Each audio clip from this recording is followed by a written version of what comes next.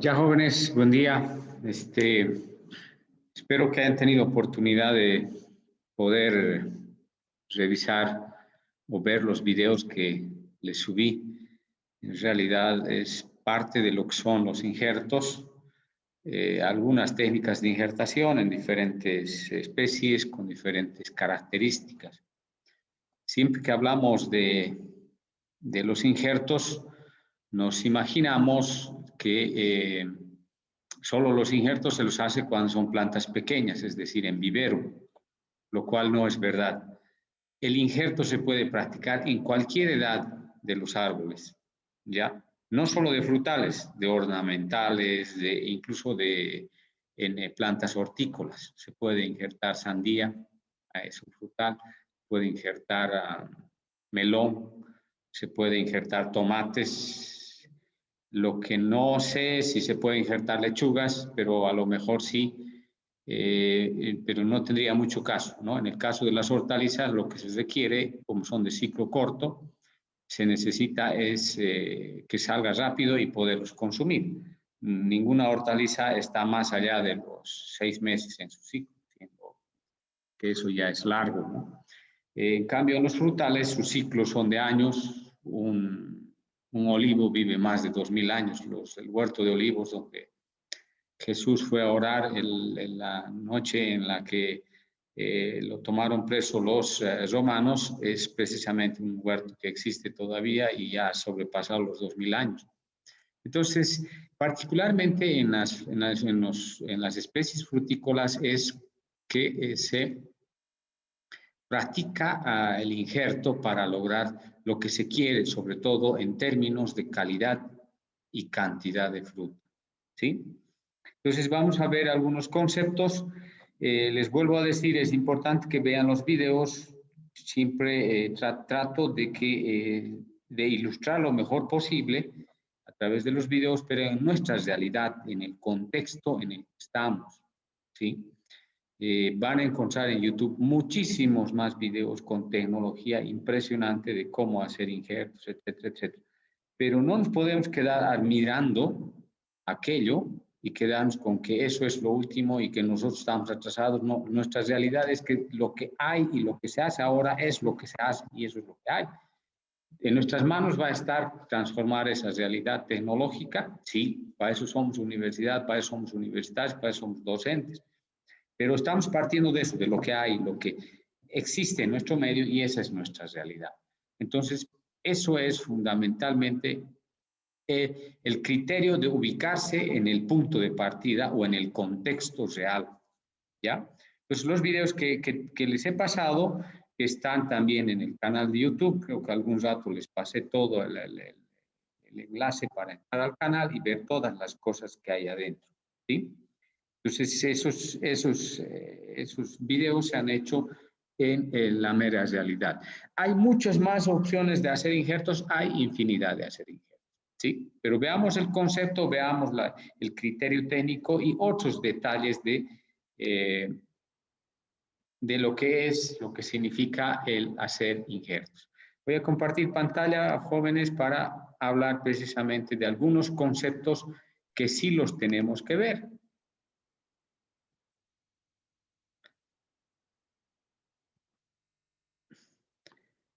Ya, entonces los injertos y su teoría, ¿sí? Una rápida recopilación que he podido hacer en torno a qué son los injertos, ¿sí? Entonces, en los frutales, ya en la anterior clase hablaba de que ningún árbol es, bueno, no tan ninguno, pero una buena parte de los árboles de producción comercial de frutales tienen dos partes. La una parte que es el pie franco, o es el porta injerto, y la otra parte que es el injerto o la variedad que queremos reproducir. De hecho, el injerto es una manera de reproducción asexual. Por lo tanto, es una especie de clonación, aunque en el caso de los injertos debemos tener cuidado en el término de clonación, porque la parte superior, la parte de arriba, el injerto, es de una variedad y la parte de abajo puede ser de otra variedad, aunque de la misma especie, ¿sí? Entonces, partimos del hecho de que es una reproducción asexual, sí, señor. ¿El injerto es la unión de dos plantas distintas? Sí, señor. Es unión de dos plantas. Me dirán, pero no, en el caso del portainjerto puede ser solo una parte de la planta, no una planta en sí misma. ¿Pero proviene de una planta? Sí. Por lo tanto, estamos hablando de dos plantas.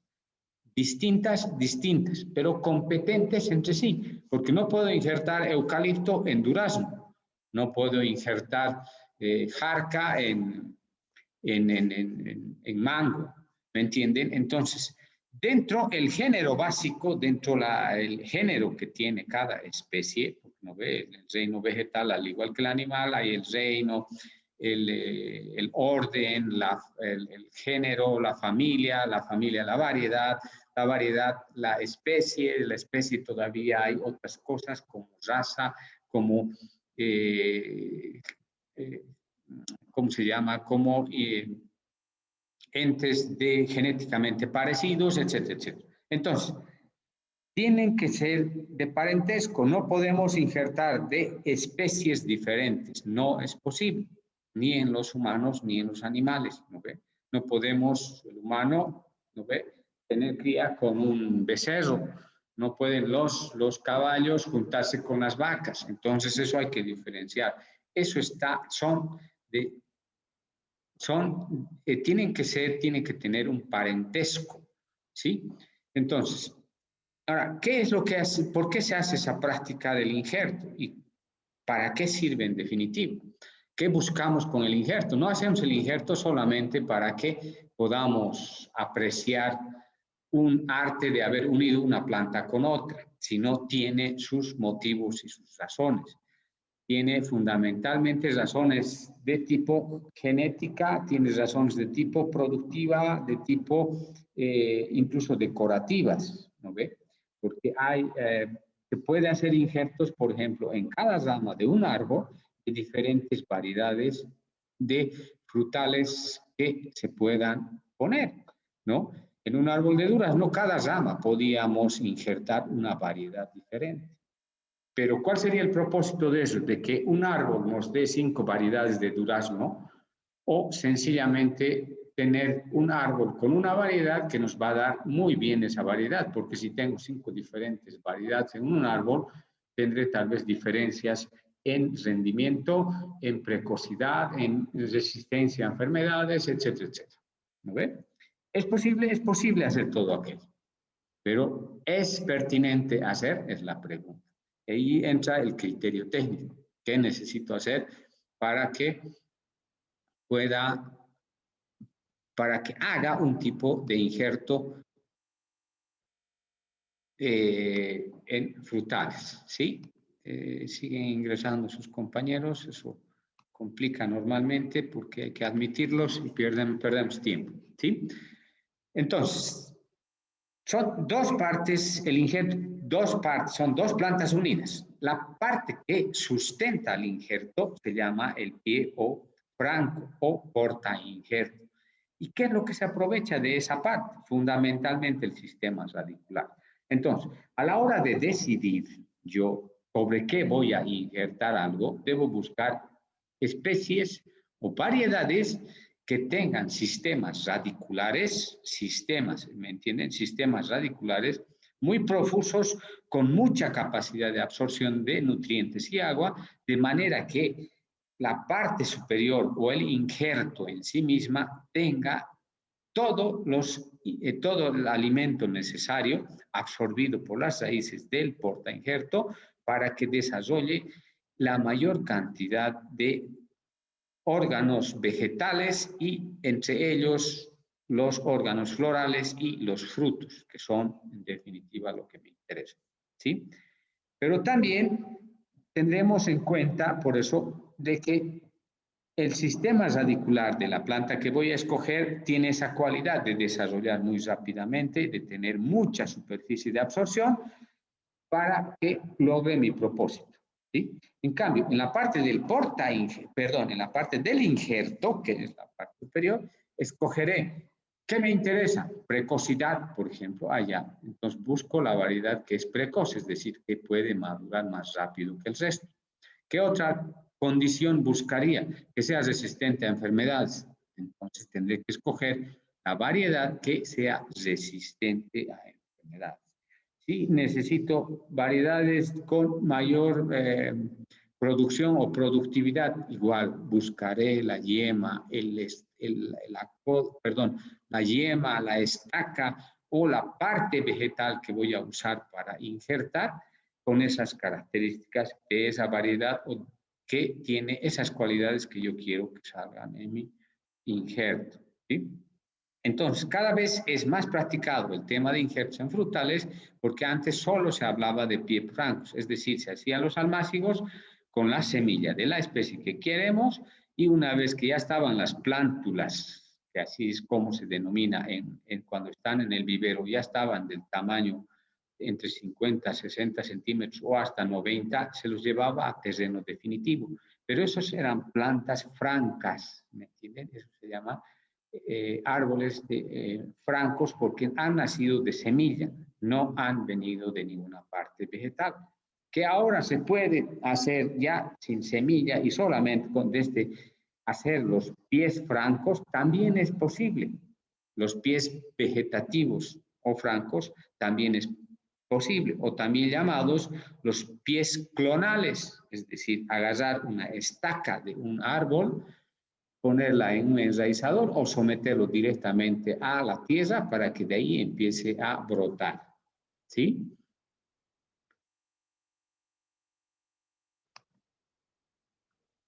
Bien, la mayoría de los árboles frutales, estamos hablando de los de pepita, que son estos, por ejemplo, las piñas, los cítricos o la multitud de ornamentales que vemos son en realidad dos plantas. Sí, eso es la tendencia actualmente en el mundo.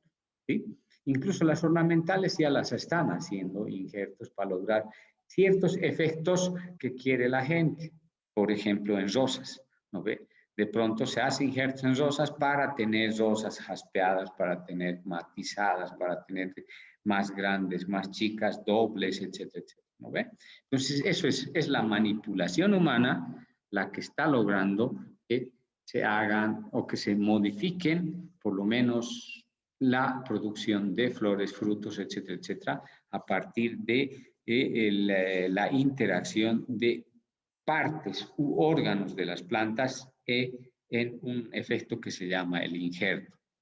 Las raíces pertenecen a una especie y la parte aérea normalmente pertenece a otra. También se injertan plantas hortícolas, como les decía. Por ejemplo, se puede en calabaza o en una planta de lacayote, en los primeros estados de desarrollo, cuando tiene hasta 4 hojitas definitivas después que ha germinado y ha salido jóvenes, es posible sobre esa planta de lacayote hacer un injerto con sandía. ¿Cuál sería el propósito y para qué se lo hace? Ya se lo hace eso. Porque el sistema radicular del lacayote de la planta del lacayote es prolífica, es decir, desarrolla en condiciones increíblemente rápidas y además en situaciones de terreno, de humedad, etcétera, mucho más limitadas que la sandía. Por lo tanto, si injerto mis sandías en una planta de lacayote o de angula, si quieren, voy a tener mayor sistema radicular que me va a absorber mayor cantidad de nutrientes y voy a tener la posibilidad de tener mayor cantidad de sandías de mejor tamaño y de mejores características. Eso se hace jóvenes, eso es posible, ¿sí? La unión de los cambios, en realidad ya fisiológicamente analizando lo que implica el injerto jóvenes, es la unión de los cambios. ¿Qué es el cambio? El cambium es un meristema, que así se denomina a todos aquellos órganos o tejidos vegetales que existen en todas las plantas, que tienen cualidades o particularidades para dividirse o para desarrollar de manera rápida. ¿Sí? Los meristemas, denominados así, a esos tejidos que son un conjunto de células que tienen la particularidad de crecer o de dividirse de manera rápida.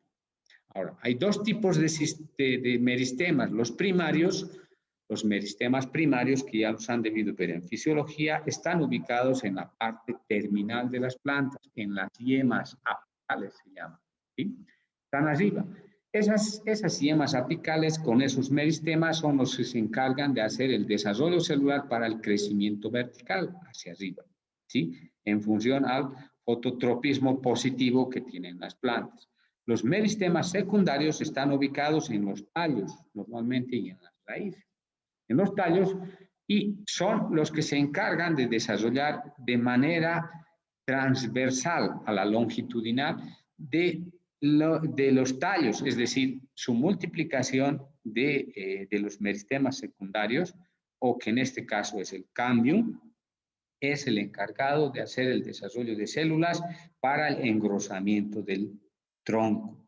Ahora, ese desarrollo tiene que ver con los vasos de conducción, los vasos leñosos y los vasos, los del floema, ¿sí?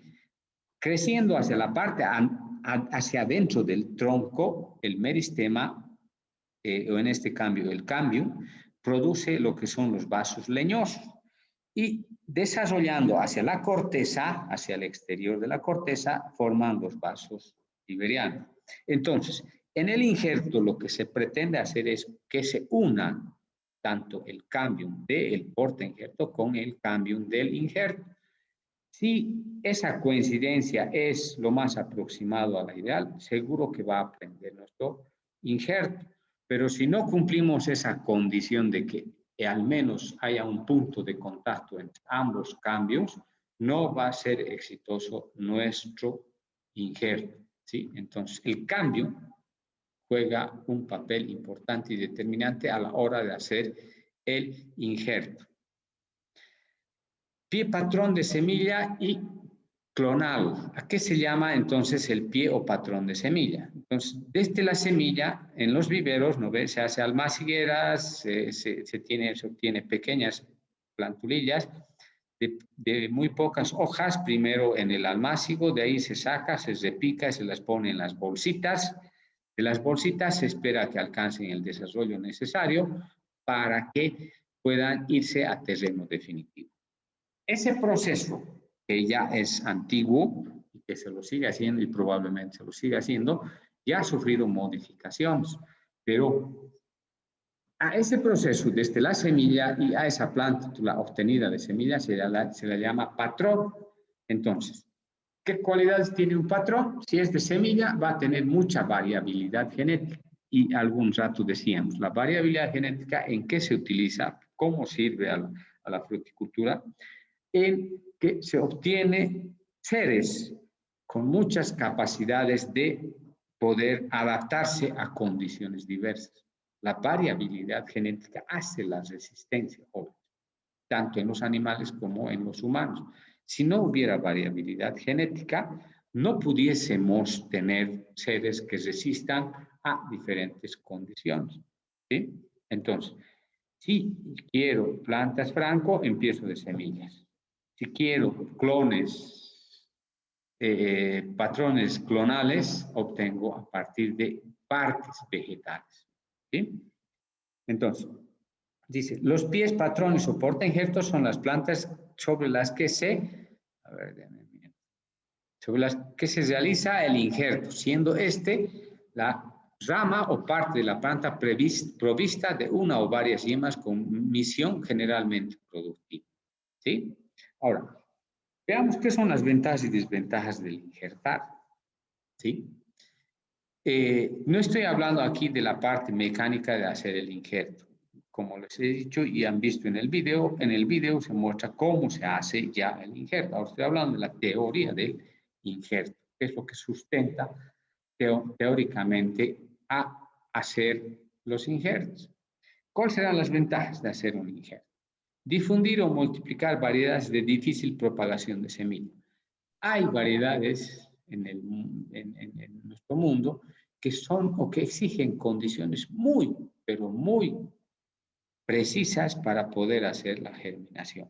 Entonces, cuando hay esa limitante y exige, por decir, una semilla necesita temperatura, suelo, humedad, radiación, etcétera, etcétera, muy específicas, es preferible hacer propagación vegetativa. porque si no, lo otro es dar esas condiciones nos costaría mucho, pero mucho dinero y no valdría la pena, ¿sí? Entonces, la naturaleza nos ha dado la opción de que haya la propagación asexual. Entonces, difundir y multiplicar variedades de difícil propagación es una ventaja en los injertos. O mal enraizamiento por esqueje, conservando las mismas propiedades que sus progenitores, clon, ¿sí? Entonces, decíamos que la tendencia actual es a la uniformidad, a la clonación. Aunque, jóvenes, esto hay que tener muy claro y hay que ser muy profesionales a la hora de decidir. Por ejemplo, en el tema humano, ¿hay la posibilidad de hacer clones? Sí, ya lo han investigado y lo han hecho, han clonado seres humanos, los nazis en la Segunda Guerra Mundial. Hay una película que se llama Los Niños del Brasil. Pueden ver, es muy antigua la película y ahí precisamente muestra cómo ellos, los nazis, ya habían desarrollado la tecnología de clonar humanos, es decir, de que el hijo de una pareja no salga la interacción sexual del varón con la mujer, sino que a partir de células somáticas, que son las células que tenemos en el cuerpo y no células sexuales, puedan salir organismos vivos con las características y condiciones que se desean. Pero, ¿por qué lo ético no impide en la humanidad hacer aquello? Porque sencillamente cada vez se iría debilitando esa cualidad de la variabilidad genética. Y en tanto una población de individuos, sean vegetales, animales o de otra índole, no tenga variabilidad genética, corre el riesgo de autoeliminarse o de perderse. ¿Por qué? Porque si todos fueran hechos solo a partir de clones y no hubiera esa variabilidad, habrían seres o no habrían seres que puedan resistir condiciones extremas, por lo tanto todos estarían condenados a morir. Y por lo tanto, eso mismo se da en el caso de los cultivos o los monocultivos, ¿verdad? Que se habla en cultivos industriales de 5.000 hectáreas de soya, de caña de azúcar, etcétera, etcétera. En esas superficies extensas de un solo cultivar, la probabilidad de que se desarrollen plagas y enfermedades es muchísimo mayor y que el ataque sea más severo. Por lo tanto, cuando se hace monocultura, monocultivos de una sola especie, se está eliminando esa variabilidad genética y se está adulterando todo ese ecosistema. Y ese ecosistema está comprendido por todo lo que nos rodea, tanto vivo como sin vida, tanto físico como biótico y abiótico. ¿Sí? Entonces, eso hay que tener en cuenta. Aprovechar la resistencia y la rusticidad del patrón. Sí, eso se hace, ¿verdad? En los cítricos, por ejemplo, para combatir la agomosis de los cítricos se utiliza el citromelu, el citranger, la mandarina cleopatra, el limón silvestre, etcétera, etcétera. Entonces, ¿por qué se utilizan como pie esas variedades? Porque tienen resistencia y rusticidad del patrón frente a plagas y enfermedades. O condiciones de suelo difíciles o limitantes, es decir, lo que decíamos, ¿no? Si el suelo es demasiado duro y no va a desarrollar, por decir, una naranja golden directamente puesta de semilla, porque exige la naranja golden suelos sueltos, bien aireados, con mucha materia orgánica, y mi suelo es duro, es decir, es arcilloso, es obviamente con bajo nivel de porosidad, por lo tanto de mayor peso específico, y su contenido de materia orgánica no es el apropiado. Entonces, diré, ¿puedo poner en mi suelo directamente pies o francos de naranja golden? No, no va a existir. Entonces buscaré una variedad que me sirva como pie, que aguante esas condiciones de suelo y arriba injertaré lo que es la naranja gold, ¿sí?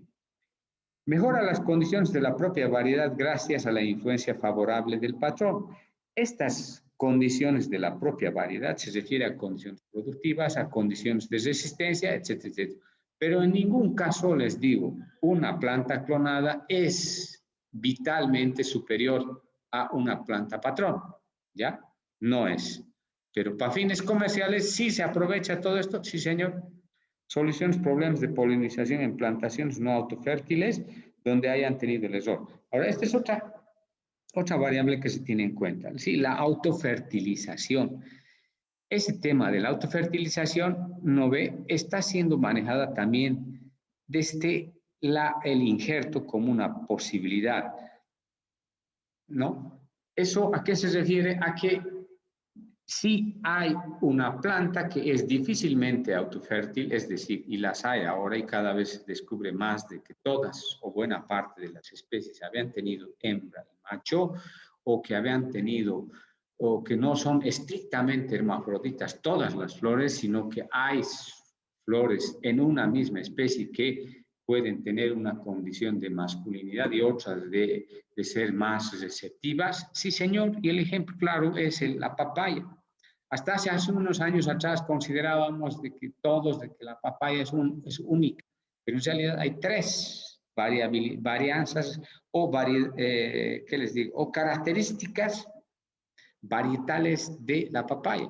Unas pueden ser papayos machos, que producen solo polen y muy rara vez fruto. Sus flores son masculinas estrictamente. Hay papayo hembro que son receptivas, es decir, no producen polen por ellas mismas, sino tienen que estar a expensas del polen que es transportado por insectos para ser fecundadas y por sí mismas no se fecundan.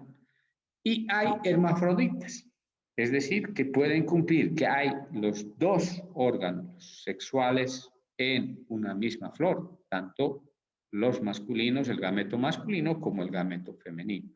Entonces, eso es lo que se aprovecha actualmente en la producción de papayos. Entonces, y se hace toda una selección, porque resulta que no puedo comprar un papayo híbrido y resulta que todititos habían sido machos o que todititos habían sido hembras. Entonces, no voy a tener producción. ¿Sí? Transformar la plantación o variedades más comerciales o rejuvenecer plantas viejas, sí. Ahora, este es otro detalle, jóvenes. En uno de los videos hice un ejemplo de injertar en una planta vieja de Damasco, poner otra variedad. El injerto, entiéndame bien, se puede hacer en cualquier edad, no solo en plantas tiernas, ni en plántulas de invernadero, ni de vivero, sino en plantas de cualquier edad. Se puede injertar en plantas viejas de 20 años una yema nueva. ¿Es posible? Sí, señor. ¿Para qué se hace ese tipo de prácticas? Para eso, del rejuvenecimiento, por una parte, o para... sí, básicamente para el rejuvenecimiento o para extender su periodo de vida útil de esas plantas. Por ejemplo, les decía que los olivos empiezan a producir a partir de los 20 años, aunque ahora hay variedades que ya empiezan entre el octavo, noveno y 10º año a producir. Pero de todas maneras, ese ciclo de 8, 9, 10 años es largo. Ahora, ¿qué se ha hecho con los que están viejos, las plantas viejas? ¿No ve? Ya tiene 1000 años mi árbol de olivo. Entonces puedo injertar, poner una púa, poner una yema en las diferentes partes que tiene la planta. Que hay que conocer dónde es preferible injertar para que se produzca ese encuentro entre cambios. No se puede hacer en cualquier parte de la planta. ¿Pero es posible? Sí, señor, se puede hacer en cualquier edad. Los injertos de una planta súper vieja con una yema de año, sí, se puede. Y voy a ver más adelante de seguir haciendo estos videos para demostrarles y mostrar de que eso ocurre y es posible. Por último, es permitir el desarrollo de distintos tipos de fruta o flores sobre un mismo árbol. ¿Sí? Entonces, permitir, les decía, es posible que en un árbol que tiene 10 ramas podamos tener 10 variedades de la misma especie. Sí, señor. En un durazno puede haber una rama que es de partir, en el otro lincate, en el otro gumucius reis, en el otro puede haber los amarillos, etcétera, etcétera. Pero eso, ojo, en función a qué quiero, cuál es mi necesidad. Si es para mercado, eso me complica, no puedo hacer eso. Tendré una partida que son de partir, tendré otra que son amarillos, tendré otra que son olincates, otra que son porcelanas, etcétera, etcétera. ¿Sí?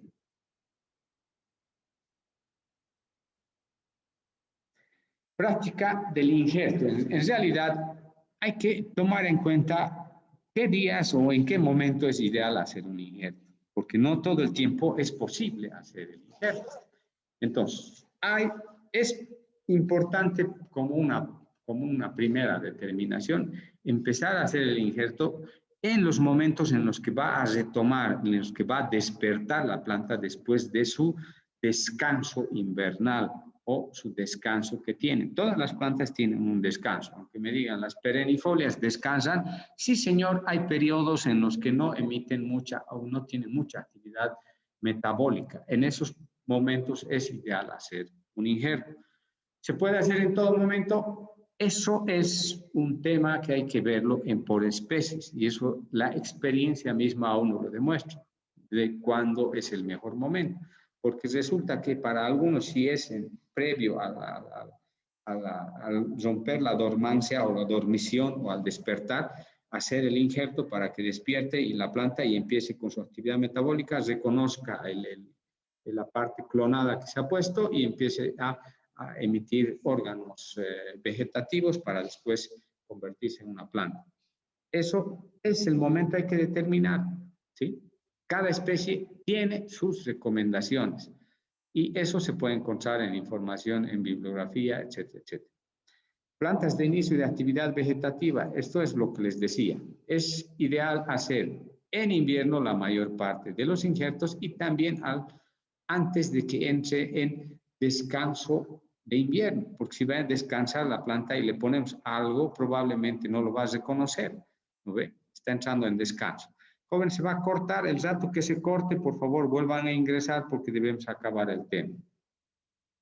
Poner siempre en contacto las capas de cambio, lo que les decía, esto es clave.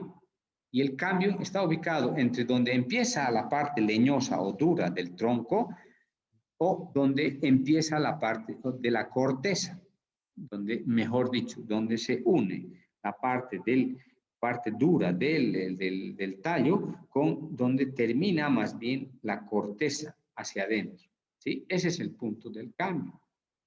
Y que coincida eso nos garantiza que el injerto pueda prender. Asegurar la fijación del injerto y fijar su desecación. Ahora, una clave para que funcione un injerto, además de haber determinado el momento propicio, de haber determinado la variedad compatible con la que voy a injertar, de establecer además las características de humedad, etcétera, etcétera, es vital de que evitemos la pérdida de agua del injerto. Entonces, para que exista mayor éxito en todas las plantas que se van a injertar, cuando se hace sobre todo de estaca o de púa, hay que cubrir, jóvenes, hay que cubrir la estaca o la púa con plástico. Creo que en algunos de los videos había, y si no voy a subir los que faltan, creo que falta uno o dos. Por ejemplo, en manzanos, cubrirlo con plástico de manera que no pierda agua el injerto, porque puede ser que al estar sometido a radiación, su pérdida de agua sea tal y se plasmolicen sus células que puedan morir por falta de agua, no porque hayamos hecho mal el injerto. Y buena parte de los injertos mueren por ese hecho, no porque esté mal hecho físicamente el injerto, sino porque las condiciones de evapotranspiración del injerto son demasiado altas y no hemos tenido prudencia de poner el injerto, ya sea bajo sombra o de cubrirlo, de manera que no pierda agua y pueda empezar su desarrollo con humedad, es decir, con la cantidad de humedad necesaria o suficiente. ¿Sí? Ahora, hay injertos y portainjertos. Y aquí hay un ejemplo solamente de lo que puede ser. Por ejemplo, en cítricos, ¿qué portainjertos hay? Hay el limón rugoso, hay la mandarina Cleopatra, el cinqui, el dulce agrio en el caso de naranja, mejor dicho, el naranjo dulce y el naranjo agrio, y el trifoliato, que es el que maneja en la facultad. El trifoliato es el pie que normalmente se utiliza para los cítricos. Y eso lo maneja Juan y eso conoce muy bien. La toronja también es un portainjerto, sí. En injerto o copa, en el porta injerto o copa, dice el limonero, el sutil, el Tahiti, es decir, esto es la parte de lo que deberíamos escoger para este tipo de porta injerto. ¿Sí? En olivo, estas podrían ser algunas variedades que nos sirvan. En mango, estas, en palto, estas, etcétera, etcétera. Hay muchas más, sí señor, estas solamente son referencias, que algún rato les puede servir para que digan sobre qué voy a injertar o cuando vayan a preguntar, quiero plantas para hacer una huerta, ¿sobre qué está injertado, señor? Ah, sobre estas variedades. Entonces, yo, si me dicen las variedades, puedo buscar la información y decir, ah, sí, estas me convienen porque mi terreno es así, mis condiciones son así y se van a adaptar. Lo propio para manzano, para peral, para la vid, para el duraznero, por ejemplo, las variedades que sirven, la Okinawa, la Nemaguard, las criollas, en nuestro caso las criollas son muy buenas como pies, nuestras criollas que ya están años, no veo, uno les pregunta qué variedades en una casa, no sé, criolla nomás, aquí siempre ha habido. Esas son las mejores como pies o pies francos, ¿sí? El membrillero y el chirimoyo, ¿sí? Solo de ejemplo, jóvenes. Factores que influyen en la cicatrización de un injerto. Entonces, si no cicatriza el injerto, probablemente, aunque lo hayamos hecho bien, no va a poder prender. La cicatrización del injerto es una señal de que hemos hecho bien las cosas. Y para la cicatrización hay que tener algunas cosas en cuenta, ¿sí? Antes se utilizaba mucho para el tema de cicatrización de los injertos, para el aislamiento, para evitar que el injerto entre en contacto con el agua, con el aire, etcétera. Se utilizaba la cera. Ahora se utiliza cada vez menos eso y se utiliza más el plástico para aislar los adhesivos de plástico, etcétera, etcétera. ¿Sí? Uno, para que cicatrice tiene que haber compatibilidad, porque si son incompatibles nunca se van a cicatrizar. Ya les decía, no puedo injertar rosa en manzana, sería absurdo. ¿Sí? Condiciones ambientales, temperatura, humedad y oxígeno después de efectuado el injerto. Sabemos que es difícil establecer, ¿no?, cuánto de oxígeno necesitaría un injerto o cómo determinamos aquello. Va a ser muy complicado. ¿Sí? Pero al menos tendremos en cuenta la temperatura, la humedad, el oxígeno es difícil de determinar porque no tenemos con qué medirlo inmediatamente para que podamos hacer nuestro injerto. ¿Influye en la temperatura? Sí, si voy a hacer un ambiente por demás seco, tendré que tener en